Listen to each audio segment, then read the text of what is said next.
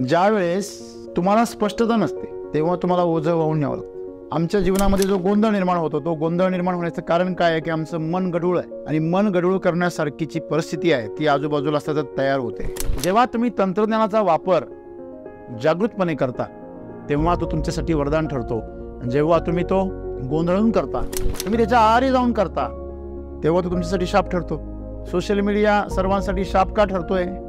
आम्हाला थांबायचं कुठे आणि वळायचं कुठे हेच कळत नाही आणि मग आम्ही भरकटत जातो, आम्ही ओढले गेले जातो आणि त्या ओढीमध्ये आमचं जीवन कधी संपलं आम्हालाही कळत नाही. मग पूर्वीच्या काळी हे नव्हतं, ही प्रलोभना नव्हती, संभाषणाला मर्यादा होती, एकमेकाच्या बाबतीमध्ये आदर होता आणि या सगळ्या गोष्टींमुळे एक संस्कृती होती, एक व्यवस्था होती. त्या व्यवस्थेमध्ये शारीरिक विकास असेल, मानसिक विकास असेल, याचं एक व्यवस्थित रचना होती. पूर्वीच्या काळामध्ये आई वडील अर्थार्जनासाठी बाहेर जायचे, परंतु आजी आजोबा त्या मुलाचं मन घडवायचे. त्या लहान बाळांचं मन घडवण्याचं काम आजी आजोबा करायचे, वरिष्ठ घरातली करायचे. तेव्हाही दुष्ट प्रवृत्तींचे लोक होते, नव्हते असं नाही, परंतु त्यांची संख्या खूप कमी होती आणि साध्या सरळ स्वभावाच्या लोकांची संख्या जादा होती. मग जसजसं तंत्रज्ञान आमच्याकडे येत गेलं तसतसं आम्ही जास्त गोंधळत आहोत, असं वाटत नाही का तुम्हाला? सद्गुरूंना आम्हाला हे सांगायची वेळ येते की जोपर्यंत तुमच्या मनामध्ये स्पष्टता येत नाही तोपर्यंत हे विश्व तुमच्यासाठी खुलं होऊ शकत नाही. तुमच्या जीवनामध्ये त्याचा जो आनंद आहे तो तुम्ही घेऊ शकत नाही. आणि आज प्रत्येक जण आपल्या मनावर प्रचंड ताणतणाव आणि ओझं घेऊन येतोय. आमच्या डोक्यामध्ये जे विचार चालतात त्या विचारांचं जे काही वादळ सतत चालू आहे, त्या विचारांमध्ये शांतता जोपर्यंत येत नाही तोपर्यंत कोणता विचार माझ्यासाठी उपयुक्त आहे, कोणता विचार माझ्यासाठी त्रासदायक आहे हे आम्हाला कळलं पाहिजे. मित्रांनो, आपण नेहमी मनमोकळं राहिलं पाहिजे. व्यक्ती मनामध्ये साचून ठेवतो, तो गढूळ होतो आणि गढूळ झाल्यानंतर त्याच्या जीवनामधली क्लॅरिटी हळूहळू धुसर होत चालते, अंधुक होत चालते आणि मग एक वेळ अशी येते त्याला सगळं दिसायचंच बंद होतं. आज जर माणसाला जर समजा निरोगी राहायचं असेल, मन शुद्ध ठेवायचं असेल, त्याने पहिली गोष्ट म्हणजे मनमोकळं जगलं पाहिजे. मनमोकळं म्हणजे काय? आतमध्ये असं काही साठवून ठेवू नका. आपण जीवनामध्ये काय उद्दिष्ट घेऊन जगतो आणि कसं जगतो याचं मूल्यमापन आपण स्वतःचं केलं पाहिजे आणि आपल्या अवतीभोवती आपण काय निर्माण करतोय याचं पण आम्हाला भान असलं पाहिजे. आमचं जीवन संकुचित झाल्यामुळे या विशाल अशा विश्वाची आम्हाला काही अनुभूतीच नाही राहिली. जीवनामध्ये तुम्ही क्लॅरिटी आणा मित्रांनो, आणि क्लॅरिटी येण्यासाठी तुम्हाला स्वतःची आचारसंहिता बनवावी लागेल. मी काय पाहिलं पाहिजे, मी काय ऐकलं पाहिजे, मी काय बोललं पाहिजे आणि मी कोणाशी संगत केली पाहिजे, मी कोणाला फॉलो करतो, मी कुठले व्हिडिओ बघतो, मी काय करतो, मी कोणाचे विचार स्वीकारतो. मग ह्या सगळ्या गोष्टींच्या धारणावर आम्ही जर लक्ष ठेवलं तर मला वाटतंय आपल्यासाठी हे जे विश्व आहे हे खुलं झाल्याशिवाय राहणार नाही. मग ज्या गोष्टी आम्हाला अशक्य वाटत आहेत त्या आमच्या विचारांच्या मर्यादेमुळे वाटतात. आज आम्हाला असं वाटतं की मी हे करू शकत नाही, हे माझं काम नाही.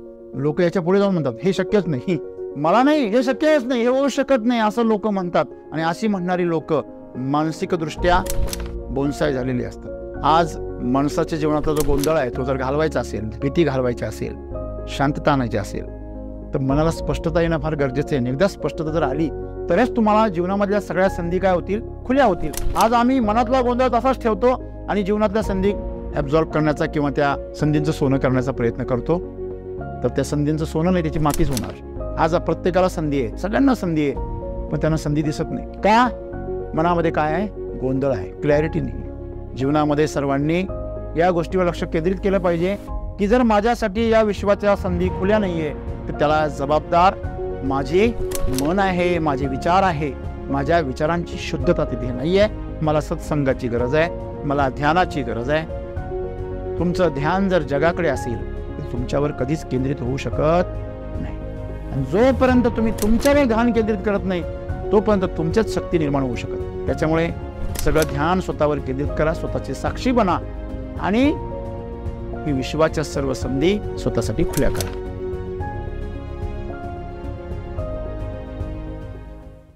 मित्रहो, रामायणामधली फार सुंदर गोष्ट आहे. जेव्हा इंद्रजितकडून लक्ष्मणाला शक्ती लागली आणि लक्ष्मण दारातीर्थी पडले तेव्हा जांबवंतांनी सांगितलं की याच्यावर एकच उपाय आहे, संजीवनी जडीबुटी आणावी लागेल. आणि ती जडीबुटी आणण्यासाठी हनुमानाची जेव्हा निवड केली तेव्हा ज्यांना पाठवलं ते त्या पर्वताजवळ आले आणि गोंधळून गेले की जडीबुटी कशी ओळखायची. मग कहाणी असं सांगते की त्यांनी अख्खा पर्वतच उचलला आणि पर्वत घेऊन आले. ज्यावेळेस तुम्हाला स्पष्टता नसते तेव्हा तुम्हाला ओझं वाहून न्यावं लागतं. जीवनाचं असंच आहे. जीवनामध्ये आज आम्ही मनाच्या स्तरावर जे ओझे बाळगतोय, शरीराच्या स्तरावर जे ओझं बाळगतोय, मग ते आजारांचं असेल, एक्स्ट्रा वेट असेल, मनामध्ये गोंधळ असेल, अनिश्चितता असेल, भय असेल, उत्साह नसेल, तर या सर्वांचं कारण काय आहे की आम्हाला क्लॅरिटी नाही आहे. शेतकऱ्याच्या शेतामध्ये गेल्यानंतर त्याचं पीक हे निवडून पडलं पाहिजे. त्याच्यामध्ये तण आणि पीक जर एकत्र झालं तर नवख्या माणसाला पीक कोणतं तण कोणतं हे कळत नाही. आणि बऱ्याच वेळा असं होतं, जेव्हा पीक लहान राहून जातं आणि तण मोठं होतं तेव्हा निंदणी करणाऱ्या आलेल्या ज्या स्त्रिया असतात ते त्या तणाबरोबर ते पीकही उपटून घेतात. जोपर्यंत स्पष्टता येत नाही की पीक कोणतं आहे तोपर्यंत त्या निर्णय नाही घेऊ शकत की आम्हाला काम कसं करायचं. जीवन पण तसंच आहे. आज आमच्या जीवनामध्ये जो गोंधळ निर्माण होतो तो गोंधळ निर्माण होण्याचं कारण काय आहे की आमचं मन गढूळ आहे. आणि मन गढूळ करण्यासारखीची परिस्थिती आहे ती आजूबाजूला सतत तयार होते. पूर्वीच्या माणसांचं मन साधं सोपं आणि सरळ असायचं. का? कारण त्यांचं मन गढूळ करण्यासाठी जी परिस्थिती असायची, ज्याला आपण सोशल मीडिया असं म्हणतो, तो सोशल मीडिया त्यावेळेस नव्हता. कसं असतं ना, जेव्हा कुठलंही तंत्रज्ञान येतं ते तंत्रज्ञान वापरण्याचा जो मंत्र आहे तो मंत्र जर तुमच्याकडे नसेल तर तुम्हाला ते तंत्रज्ञानाची क्लॅरिटी येत नाही. आणि मग ते तंत्रज्ञान तुम्हाला शाप की वरदान अशा निबंधामध्ये लिहावं लागतं. तुम्ही ते निबंधामध्ये लिहिलं, तुम्हाला मार्क्स मिळाले, तो भाग वेगळा. आपण अलीकडेच पाहिलं, पुण्यामध्ये एका भयंकर अशा हिट अँड रन केसमध्ये त्या मुलाला निबंध लिहायला लावला गेला आणि त्याला जामीन दिला गेला. आज आम्ही बघतो की अशा निर्णयांमुळे नेमकी सत्य काय ना असत्य काय, योग्य काय ना अयोग्य काय, यामध्ये तरुण पिढीमध्ये संभ्रम अवस्था निर्माण होते. तुम्ही निबंध लिहिला म्हणजे झालं का सगळं? तुमच्यामध्ये बदल झाला का? हां, अख्खा पेपर आम्ही कॉपी करून लिहितो, निबंधाचं काय घेऊन बसला? लोक हल्ली अख्खं जीवन कॉपी करतात एकमेकाच. शाळेमध्ये कॉपी करण्याची सवय बाहेर आली आणि जीवनामध्ये उतरली, आम्हाला कळलं पण नाही. पाश्चात्य संस्कृती, पाश्चात्य कंपन्या आमच्या देशावर राज्य करत आहे. आर्थिक शोषण करण्यासाठी त्यांना आमच्यासारखे शोषण करू शकणारे अशा प्रकारचे घटक त्यांना पाहिजे. आणि म्हणून आज जीवनामध्ये प्रत्येकाला एक विचार मंथनाची गरज आहे की आमच्यासाठी येणारी प्रत्येक गोष्ट शाप आहे की वरदान आहे हे आम्हाला कसं कळेल? जेव्हा तुम्ही तंत्रज्ञानाचा वापर जागृतपणे करता तेव्हा तो तुमच्यासाठी वरदान ठरतो. जेव्हा तुम्ही तो गोंधळून करता, तुम्ही त्याच्या आहारी जाऊन करता, तेव्हा तो तुमच्यासाठी शाप ठरतो. आज सोशल मीडिया सर्वांसाठी शाप का ठरतोय? आम्हाला थांबायचं कुठे आणि वळायचं कुठे हेच कळत नाही. सोशल मीडिया बघत असताना आम्ही ज्यावेळेस व्हिडिओ बघतो, गेममध्ये उतरतो किंवा सिरियल्स बघतो, तेव्हा आम्ही वळायचं कुठे, थांबायचं कुठे आणि खेळायचं कुठे हेच कळत नाही आम्हाला. आणि मग आम्ही भरकटत जातो, आम्ही ओढले गेले जातो आणि त्या ओढीमध्ये आमचं जीवन कधी संपलं आम्हालाही कळत नाही. वाया जातं जीवन आमचं, अक्षरशः वाया जातं. ॲडिक्शन तयार होतं. आणि मित्रांनो, मग पूर्वीच्या काळी हे नव्हतं, ही प्रलोभना नव्हती, संभाषणाला मर्यादा होत्या, एकमेकाच्या बाबतीमध्ये आदर होता. आणि या सगळ्या गोष्टींमुळे एक संस्कृती होती, एक व्यवस्था होती. त्या व्यवस्थेमध्ये शारीरिक विकास असेल, मानसिक विकास असेल, याचं एक व्यवस्थित रचना होती. पूर्वीच्या काळामध्ये आईवडील अर्थार्जनासाठी बाहेर जायचे, परंतु आजी आजोबा त्या मुलाचं मन घडवायचे. त्या लहान बाळांचं मन घडवण्याचं काम आजी आजोबा करायचे, वरिष्ठ घरातली करायचे. तेव्हाही दुष्ट प्रवृत्तींचे लोक होते, नव्हते असं नाही, परंतु त्यांची संख्या खूप कमी होती आणि साध्या सरळ स्वभावाच्या लोकांची संख्या जादा होती. मग जसजसं तंत्रज्ञान आमच्याकडे येत गेलं तसतसं आम्ही जास्त गोंधळत आहोत, असं वाटत नाही का तुम्हाला? मग तुम्ही विचार केला पाहिजे. मग सद्गुरूंना आम्हाला हे सांगायची वेळ येते की जोपर्यंत तुमच्या मनामध्ये स्पष्टता येत नाही तोपर्यंत हे विश्व तुमच्यासाठी खुलं होऊ शकत नाही. तुमच्या जीवनामध्ये त्याचा जो आनंद आहे तो तुम्ही घेऊ शकत नाही. आणि आज प्रत्येकजण आपल्या मनावर प्रचंड ताणतणाव आणि ओझं घेऊन येतोय. अगदी लहान वयातली मुलंसुद्धा त्यांच्या मनावर प्रचंड बर्डन असतं. त्याला दुसऱ्याच्या पुढे जायचे, शेजारच्या मुलापेक्षा जास्त मार्क्स पाडायचे, खेळामध्ये पुढे जायचे. का पुढे जायचे? कारण शेजारचा पुढे आहे म्हणून पुढे जायचं आहे. माझी आवड आहे की नाही आहे याच्याशी त्याला काही घेणं नाही आहे. माझ्या घरच्यांना मला त्याच्या पुढे जाऊन दाखवायचं आहे, म्हणजे मला हवं असलेलं बक्षीस मिळवेल या एका अंध ओढीने तो पुढे पुढे जात असतो. आणि जेव्हा तिथे जाऊन तो पोहोचतो तेव्हा त्याला हे कळतं, अरे मी इथे आलो कशासाठी? माझे मित्र तर मागे राहिले, ज्यांच्याबरोबर मी खेळत होतो त्याच्याबरोबरच मी स्पर्धा केली. मित्रांनो, या सगळ्या आंधळेपणाने गोंधळाने आज आमचं जीवन गढूळ होऊन गेलं. बघा, आज जेव्हा आम्ही शांत बसतो तेव्हा आमच्या डोक्यामध्ये काय काय विचार चालतात त्याच्यावरून आम्हाला कळतं की आमच्या जीवनामध्ये किती गढूळपणा आहे.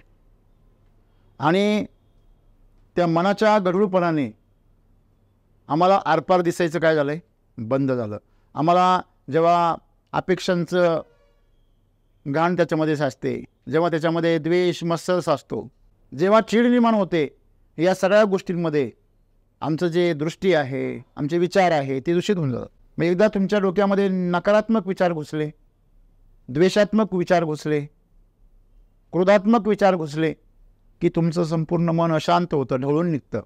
आणि एकदा मन ढवळून निघालं की मग समोरचा व्यक्तीच असो, परिस्थिती असो, काही असो, तुम्हाला ती जशी आहे तशी दिसू शकत नाही. मग तुमच्यासमोर संधी का असे ना, एखादा पाण्यामध्ये बुडतोय आणि त्याच्या शेजारी दोर आहे, परंतु पाणी गढूळ असल्यामुळे त्याला दिसत नाही. त्याच्या शेजारी दुसरा माणूस त्याला शोधायला आलेला आहे, पण पाणी गढूळ असल्यामुळे त्याला दिसत नाही आणि त्याच्यामुळे त्याला त्याचे प्राण गमावावे लागले. म्हणजे स्पष्टतेला किती महत्त्व आहे. आमच्या डोक्यामध्ये जे विचार चालतात त्या विचारांचं जे काही वादळ सतत चालू आहे, त्या विचारांमध्ये शांतता जोपर्यंत येत नाही तोपर्यंत कोणता विचार माझ्यासाठी उपयुक्त आहे, कोणता विचार माझ्यासाठी त्रासदायक आहे हे आम्हाला कळलं पाहिजे. असा क्षण नाही ज्या क्षणी आम्ही विचार करत नाही. आणि आज विचार करणं हा एक रोग होऊन बसलेला आहे. जी माणसं उघडपणे कोणाशी बोलत नाही, संवाद साधत नाही, ती त्यांच्या आतमध्ये सतत बोलत असतात. उलट जी माणसं मोकळेपणाने बोलतात ती त्यांच्या आतमधलं बरंचसं बोलणं कमी करतात.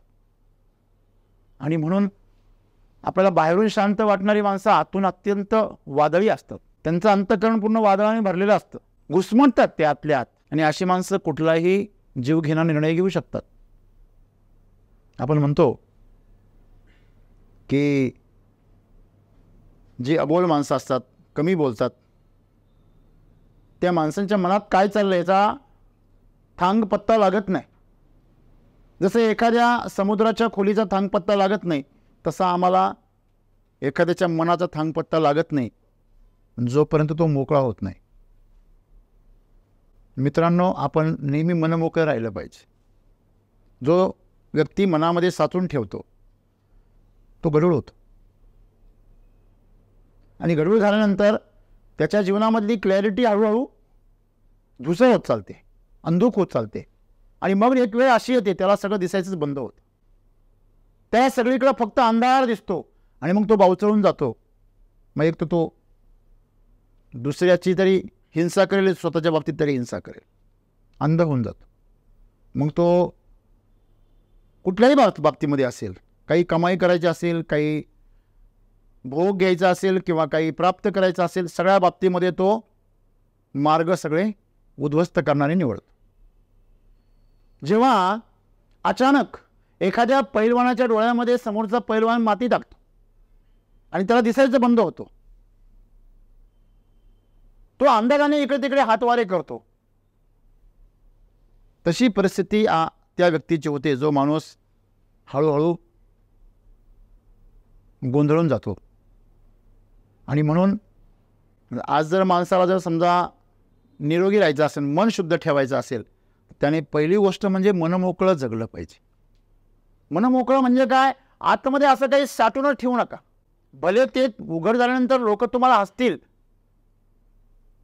तुम्हाला वेडे ठरवतील, तुम्हाला नालायक पण ठरवतील, ठरवू द्या, परंतु तुमच्या आतमध्ये तुम्ही निरोगी व्हाल.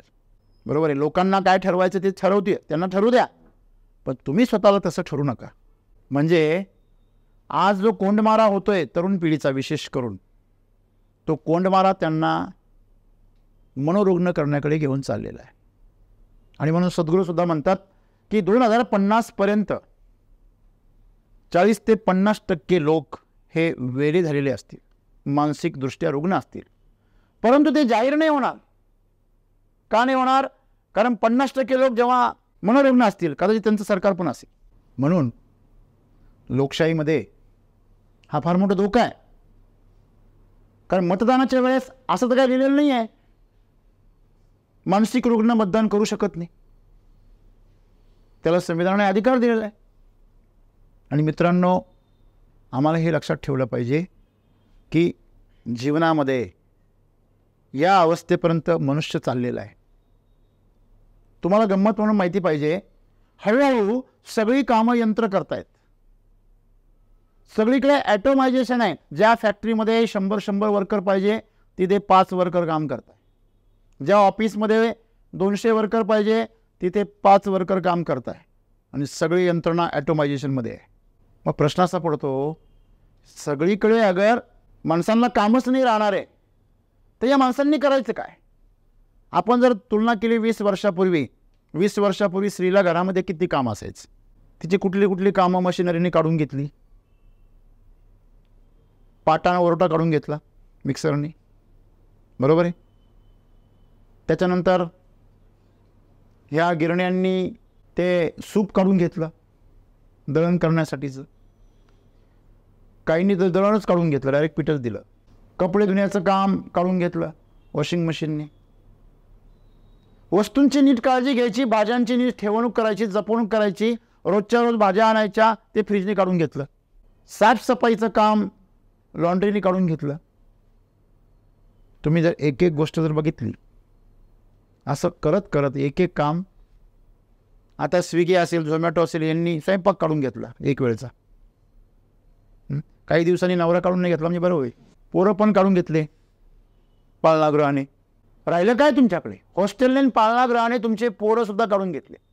आता पण नवराच राहिला ना फक्त, तो पण काढून घेतील काही दिवसांनी. मग मराठीमध्ये म्हणतात मग बसा बोंबलत. म्हणजे हे जे रिकामा वेळ आज भेटतोय स्त्रियांना, त्याचं काय करता येते? हाऊसवाईफ काय करते त्या वेळेचं? वेळही आहे एखादी का जी कलाकुसर करते, नक्षीकाम करते, काहीतरी नवीन पाककला शिकते. परंतु 95% महिला TV चालवतात सध्या. त्यांना फार महत्त्वाचं काम आहे.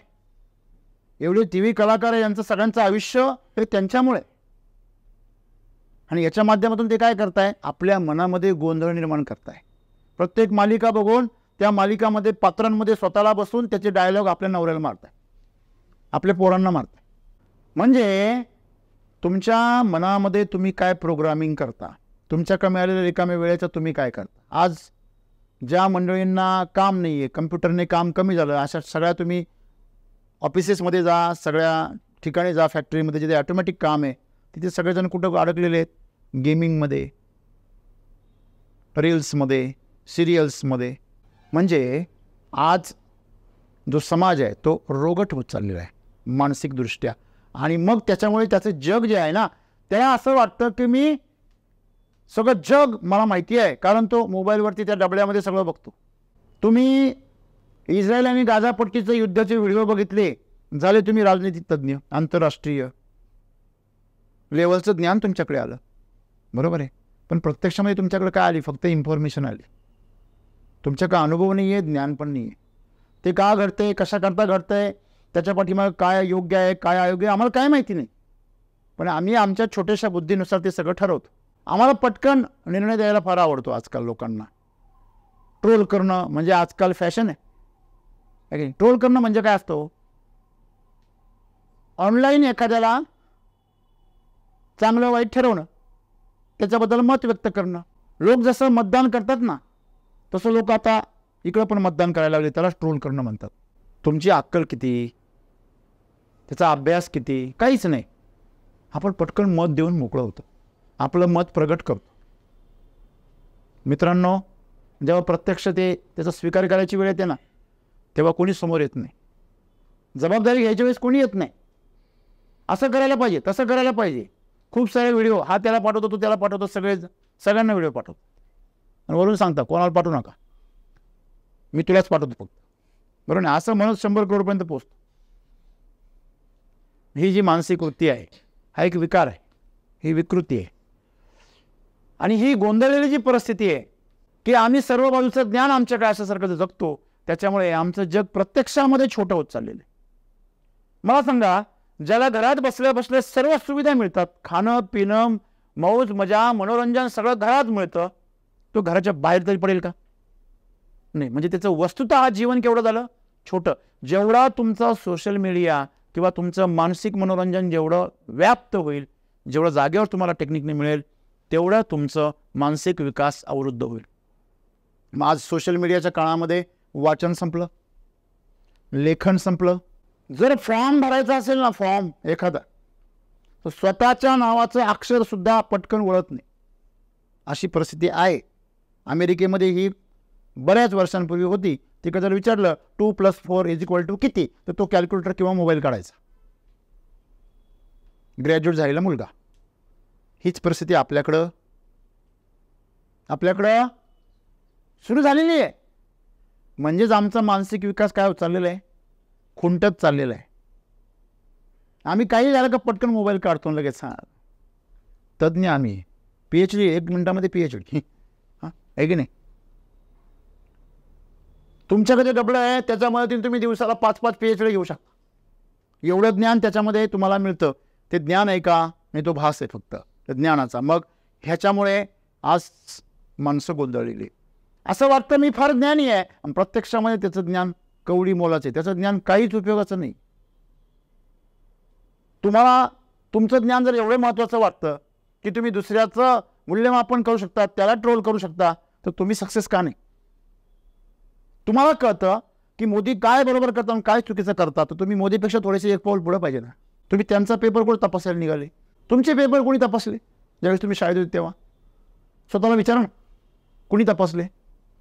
शिपाईंनी तपासले का तुमच्या शाळेच्या? असंच वाटतंय मला एकंदरीत. म्हणजे परिस्थिती पाहता असं वाटतंय शिक्षकांनी पेपर तपासलेले दिसत नाही, शिपायांनीच तपासलेले दिसत आहे. कारण खऱ्या शिक्षकांनी जर पेपर तपासले असते तर समोर आलेले जे विद्यार्थी आहे ते प्रतिभावानच असते. आकड्यामध्ये आम्ही प्रगती केलेली आहे, पण बुद्धिमत्तेमध्ये आम्ही मागं सरकलेलो आहे. म्हणजे पेपर आमचे, ज्यांनी आम्हाला शिकवलं, जे आमच्यापेक्षा 10 पावलं पुढे आहे, ते आमचा पेपर तपासतात. आणि समाजामध्ये लोकशाहीच्या नावाखाली आम्ही कोणाचाही पेपर तपासायला घेतो. नाही, आम्हाला अधिकार आहे ना, संविधानाने आम्हाला अधिकार दिला. अरे पण बावळ्या, तो अधिकार वापरून तुझी प्रगती होते का? हा महत्त्वाचा प्रश्न आहे ना. नुसते अधिकाराचा ढुंका वाजवून तू जबाबदारी विसरून चालला, कर्तव्य विसरून चालला. तुझं कर्तव्य पहिले स्वतः सिद्ध हो, तर तुझं जीवन काय होणार आहे? प्रगतीपथावर जाणार आहे. पण आज स्वतःला सिद्ध करण्याला कोणीही मेहनत करत नाही. दुसऱ्याचं मूल्यमापन करायला प्रत्येकजण पेन आणि वही घेऊन बसलेला आहे. बटणं लगेच दाबायचे. पूर्वीच्या काही लोक असं करत नव्हते, कारण त्यांच्या मनामध्ये शांती होती. त्यांना आपली अवकात माहिती होती. सरड्याची राव कुंपणापर्यंत हे त्या म्हणी त्यांनीच तयार केल्या. आता नवीन काळामध्ये म्हणीच नाही का, म्हणणंच नाही तर म्हणी कुठून येणार? आहे का नाही? आता फक्त ताणणं, यांनी ताणायचं त्यांनी ताणायचं, बस तानातानीच चाललेली. त्याच्यापुढे मग हानाहानी येते. मग आहे का नाही? म्हणजे आम्हाला आज स्वतःला कोणी सिद्ध करायला पुढे येत नाहीये. प्रत्येकाला दुसऱ्याचं मूल्यमापन करायचं आहे. हा गोंधळ जो निर्माण झाला की माझं लक्ष माझ्याऐवजी बाहेरच्या जगात जास्त गुंतल्यामुळे हा सगळा गोंधळ निर्माण झाला आणि स्पष्टता येणे बंद झालं. बाहेरचं जग कसं आहे हे कळण्यासाठी आपल्या घराची काच साफ पाहिजे. हॅलो, बाहेर समोर काय आहे, कोणता रंग आहे हे माहीत असण्यासाठी आपल्या चष्म्याचा रंग आपल्याला माहीत असला पाहिजे. माझ्या चष्म्याचा रंग म्हणजे माझा दृष्टिकोन काय आहे. माझा दृष्टिकोन जर गांडळ असेल, अज्ञानी असेल, संकुचित असेल तर मला संकुचित लोकच पसंत होतील.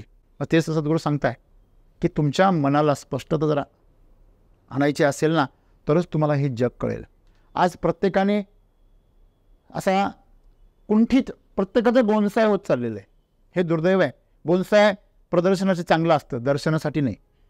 दर्शन करायचं तर विशाल वटवृक्षाचं केलं पाहिजे, कारण दर्शन तुमच्यात उतरत असतं. लक्षात ठेवा, तुम्ही जर चुकून बोनसायचं दर्शन घेतलं ना तर तुम्ही पण बोनसाय होऊन जा. तुम्ही वटवृक्षाचं दर्शन घेतलं पाहिजे आणि बोनसायचं प्रदर्शन ठेवलं पाहिजे. आम्ही बाहेरचं प्रदर्शन करतो आता ते फोटोमध्ये आले. आम्ही वटवृक्ष बघायला जात नाही, त्याला आम्ही फोटोमध्ये घेतो, व्हिडिओत बघतो. हॅलो, आम्ही सर्व जग पुढे बघतो त्या छोट्याशा खोक्यामध्ये, खिडकीमध्ये एवढ्याशा. एक डायलॉग काय सांगितला अंबानींनी, कर लो दुनिया मुठ्ठी में. यांनी दुनियाच मुठ्ठीमध्ये केली. मित्रांनो, कर लो दुनिया मुठ्ठी में म्हणजे पूर्ण दुनियाचा कारोबार आपल्या हातामध्ये घ्या, हा त्याचा अर्थ आहे. पण आम्ही बावळे, आमच्याप्रमाणे आम्ही त्याचा काय घेतो, अर्थ घेतो. जसं पेशव्यांच्या काळामध्ये जो अपेक्षित स्वार्थी जो अर्थ होता ना, दराच्या ऐवजी मारा, वारसदार नको ना, मग मारा. मग दचा काय केला, मा केला, अशी म्हण तयार झाली. दचा मा करू नका म्हणजे काय, आमचा उद्देश वेगळा आहे म्हणण्याचा, तुम्ही मात्र त्याचा उद्देश वेगळा करू नका. वरून कांगावा करायचा, बरोबर आहे. पण त्यांनी प्रत्यक्षात दचा मा केला. चिठ्ठीमध्ये आदेश काढले, दराच्या ऐवजी ध काढून टाकला आणि तिला मा केला. म्हणजे काय झालं, अक्षरशः म्हणजे आपण जीवनामध्ये काय उद्दिष्ट घेऊन जगतो आणि कसं जगतो याचं मूल्यमापन आपण स्वतःचं केलं पाहिजे. आणि आपल्या अवतीभोवती आपण काय निर्माण करतोय याचं पण आम्हाला भान असलं पाहिजे. आमचं जीवन संकुचित झाल्यामुळे या विशाल अशा विश्वाची आम्हाला काही अनुभूतीच नाही राहिली. तुम्ही प्रत्यक्ष वटवृक्ष पाहिल्यानंतर तुम्हाला कळेल की हा बोनसाय त्याच्या पुढे काय आहे, क्षुद्र आहे, क्षुद्र एकदम, तुच्छ आहे एकदम. जेव्हा तुम्हाला वटवृक्षाच्या सावलीचा आनंद मिळेल ना, कडक उन्हामध्ये तिथला गारवा तुम्ही अनुभवाल, तेव्हा तुम्हाला कळेल मी कुठे अडकलो होतो. खऱ्या सोन्याचा ज्यावेळेस तुम्हाला अनुभव येईल ना तेव्हा तुम्हाला कळेल मी काय ते बेंटेक्स घालत होतो, किती मी अज्ञान. म्हणजे आम्ही जी आमची सीमित आणि छोटीशी ओळख निर्माण करून दिली ना, त्या ओळखीमध्ये आम्ही महाराज आहे. पण बाहेर गेल्यावर कळलं, गावामध्ये एक नंबर आलेल्या पोराला जेव्हा तो जिल्ह्याला जातो ना तेव्हा कळतं तो शेवटच्या रांगेत. त्याच्या अगोदर तर फार मोठी रांग आहे. 85% म्हणून गावामध्ये जो मिरवत होता तो शहरामध्ये गेल्यावर कळलं की त्याचं नाव त्याच्या कॉलेजमध्ये शेवटी आहे. माझ्या पुढे फार लोक आहेत, बरोबर आहे. आणि म्हणून सद्गुरू आज आम्हाला जो संदेश देत आहे की आमच्या मनाची स्पष्टता आमच्यासाठी एक खुलं विश्व काय करते, उघडते. आणि जेव्हा तुमच्यासमोर खुलं विश्व, जेव्हा तुम्ही क्षितिजाच्या पलीकडे जायला प्रयत्न करता ना तेव्हा तुम्हाला खरं जग कळत. बेडूक जोपर्यंत विहिरीत आहे ना तो पण तो कूपमंडूक आहे. आणि आज सगळे कूपमंडूक झाले. कोणीतरी नदी मंडूक व्हा, समुद्र मंडूक व्हा, वा कूपमंडूक किती दिवस राहता. आता कूपमंडूक राहण्याची वृत्ती आणखीन कणखर झाली का, करलो दुनिया मुठ्ठी में, है की नाही. मग आम्ही मोबाईल मुठ्ठी में केला आणि सगळी दुनिया त्याच्यामध्ये गेली. आणि तो भास आहे, तो फक्त काय आहे, एक झलक आहे, झलक आहे फक्त. खरं जग तर प्रत्यक्ष वास्तवामध्ये एक्सप्लोअर करावं लागेल. लोक घरामध्ये घर सजवताना डुप्लिकेट सगळे असे कृत्रिम प्लास्टिकची फुलं वगैरे रंगवून देतात आणि मी बागेत असल्याचं फिलिंग घेतात. खाली प्लास्टिकचा लॉन लावतात आणि हिरवगार असल्याचा भास करतात स्वतःलाच. कोणाला फसवता? मग अशा फसवेगिरीच्या दुनियेमध्ये प्रत्येक पदार्थ जो आहे तो इसेन्सवर बनवला जातो. त्याच्यावर फक्त इसेन्स आहे. तुम्ही पण माणसाचा इसेन्सच राहिले फक्त. या पुतळ्यामध्ये, या मुर्द्यामध्ये माणूस नावाचा इसेन्स शिल्लक आहे. प्रकृती जेव्हा बघत असेल तेव्हा म्हणत असेल मी तर पूर्ण शुद्ध माणूस तयार केला आणि या माणसाचा फक्त अंश शिल्लक राहिला. माणसात परमेश्वराचा अंश होता. आता परमेश्वराचा अंश विषय सोडा, माणसाचा अंश शिल्लक आहे ते पहा. आपल्यामध्ये माणसाचा अंश आहे. आम्ही मोठ्या मोठ्या गोष्टी करतो, कायद्याच्या गोष्टी करतो, नियमाच्या गोष्टी करतो, पण आम्ही जबाबदारीच्या गोष्टी कधी करत नाही. बरोबर आहे. आणि म्हणून जबाबदारी तोच माणूस घेऊ शकतो त्याला आपल्या जीवनामध्ये क्लॅरिटी आहे, स्पष्टता आहे की जे काय माझ्या आयुष्याच्या आनंदासाठी करायचं आहे, कोणावर उपकार करण्यासाठी नाही, किंवा समाज व्यवस्था चालावी किंवा संविधान, हे नंतरच्या गोष्टी आहे. पहिलं तुमच्या जीवनाचं संविधान तुम्हाला कळलं पाहिजे, जे ज्ञानेश्वरीमध्ये लिहिलं आहे, जे भगवद्गीतेत लिहिलं आहे. ज्याला आपल्या जीवनाचं संविधान नाही कळलं त्याला बाह्य जगातल्या संविधानाशी काय ओळख होणार? बरोबर आहे. परंतु हेच आम्ही जीवनामध्ये क्लिअर केलं पाहिजे. आज माणसाची क्लॅरिटी हळूहळू कमी होत चालली. माणसं नेहमी गोंधळलेलं असता. फोनवर बोलतोय आणि गाडी चालवतोय, तिकडे रागावला म्हणून इकडे दुसऱ्याला ठोकला. फोनवर भांडण झालं, चिडला, उडवला दुसऱ्याला असा बोलच्याला. त्याला कळलं पण आपण का उडवलो याला. त्याला वाटलं तोच समोर उभा आहे काय. अशा प्रकारे प्रक्षेपण होतं तिकडच्या विचारांचं इकडे आणि गोंधळ तयार होतो. नंतर ज्यावेळेस ती घटना घडून जाते तो म्हणतो मी ते हे केलंच नाही, त्यालाच कळत नाही हे कसं काय झालं. मग तो म्हणतो नाही माझ्यावर भानामती झाली, दुसऱ्या शक्तीने माझ्याकडून करून घेतलं. आणि तुझी शक्ती दुसरी तिसरी नाही, ही मनाची शक्ती आहे. मन म्हणजे विचार, आणि विचारांची शांतता आणि विचारांची शुद्धता ही ह्याच्याकरता महत्त्वाची आहे. म्हणून रिकामा बसला. तुम्ही असं कधी करता का? रिकामी बसलेले म्हणून कचरा चिवडीत बसले, असं टाइमपास काहीतरी कचरा घेतला, पिशवीत भरला, मिक्सरमध्ये घातला, काही नाही, रिकामे बसलेले करतात कधी? मग विचारांच्या बाबतीमध्ये असं का करत नाही आपण? जे आपल्याला कळतं की हा व्हिडिओ मी नाही पाहिला पाहिजे, हे विचार मी नाही ऐकले पाहिजे, या बातम्यांकडे मी पाहिलं नाही पाहिजे. हल्ली तर आता कायद्याने कोर्टाने असं बंधन केलं म्हणून ते ब्लर दाखवतात. नाही तर ते हत्या केलेले मृतदेह, ते हिंसा, त्या सगळ्या ज्या विकृत गोष्टी आहे, जे विकृत माणसं करतात, ते जे सुकृत माणसं आहे, जे चांगले आहे ते बघतात. हत्या करण्याचे नवीन नवीन मार्ग, गुन्हे करण्याचे नवीन मार्ग हे कुठं शिकतात लोक? चांगल्या गोष्टी कोणी शिकत नाही. चांगल्या गोष्टी शिकण्याचं प्रमाण अतिशय नगण्य, परंतु विकृत गोष्टी शिकण्याचं प्रमाण अतिशय मोठं आहे. याचं कारण आहे आमचं सॉफ्टवेअरच विकृत झालेलं आहे. बरोबर आहे. आणि म्हणून सद्गुरूंना हे सांगावं लागलं, जीवनामध्ये तुम्ही क्लॅरिटी आणा मित्रांनो. आणि क्लॅरिटी येण्यासाठी तुम्हाला स्वतःची आचारसंहिता बनवावी लागेल. मी काय पाहिलं पाहिजे, मी काय ऐकलं पाहिजे, मी काय बोललं पाहिजे, आणि मी कोणाशी संगत केली पाहिजे. आपण या बाबतीमध्ये स्वतःचं नेहमी परीक्षण करत राहिलं पाहिजे. स्वतःची नजर सतत, तुमचे CCTV कॅमेरे तुमच्या आचरणावर असले पाहिजे. तुमचं ऑडिओ ट्रॅकिंग तुमच्या विचारांवर असलं पाहिजे. काय विचार चालतात माझ्या डोक्यामध्ये, मी कोणाला फॉलो करतो, मी कुठले व्हिडिओ बघतो, मी काय करतो, मी कोणाचे विचार स्वीकारतो. मग ह्या सगळ्या गोष्टींच्या धारणावर आम्ही जर लक्ष ठेवलं तर मला वाटतंय आपल्यासाठी हे जे विश्व आहे हे खुलं झाल्याशिवाय राहणार नाही. मग ज्या गोष्टी आम्हाला अशक्य वाटत आहे त्या आमच्या विचारांच्या मर्यादेमुळे वाटत आहे. आज आम्हाला असं वाटतं की मी हे करू शकत नाही, हे माझं काम नाही. लोक याच्या पुढे जाऊन म्हणतात हे शक्यच नाही, मला नाही, हे शक्यच नाही, हे होऊ शकत नाही, असं लोक म्हणतात. आणि अशी म्हणणारी लोक मानसिकदृष्ट्या बोनसाय झालेली असतात. एखाद्याने आयुष्यभर लहानपणापासून बोनसाय पाहिलेलं आहे, बरोबर आहे, वडाचं, आणि त्याला जर म्हटले अरे वड किती मोठा असतो तुला माहिती आहे का, तो म्हणे नाही नको सांगू, मला माहिती आहे. काय माहिती तुला? माझ्या कमरा एवढाच आहे. त्याला काय माहिती हे बोनसा आहे? जेव्हा तो प्रत्यक्ष वर पाहिल तेव्हा त्याला कळेल की मी जे पाहत होतो ती त्याची फक्त प्रतिकृती होती. आणि म्हणून आज माणसाच्या जीवनातला जो गोंधळ आहे तो जर घालवायचा असेल, भीती घालवायची असेल, शांतता आणायची असेल, तर मनाला स्पष्टता येणं फार गरजेचं आहे. एकदा स्पष्टता जर आली तरच तुम्हाला जीवनामधल्या सगळ्या संधी काय होतील? खुल्या होतील. आज आम्ही मनातला गोंधळ तसाच ठेवतो आणि जीवनातल्या संधी ॲब्झॉर्ब करण्याचा किंवा त्या संधींचं सोनं करण्याचा प्रयत्न करतो, तर त्या संधींचं सोनं नाही, त्याची मातीच होणार. आज प्रत्येकाला संधी आहे, सगळ्यांना संधी आहे, पण त्यांना संधी दिसत नाही. का?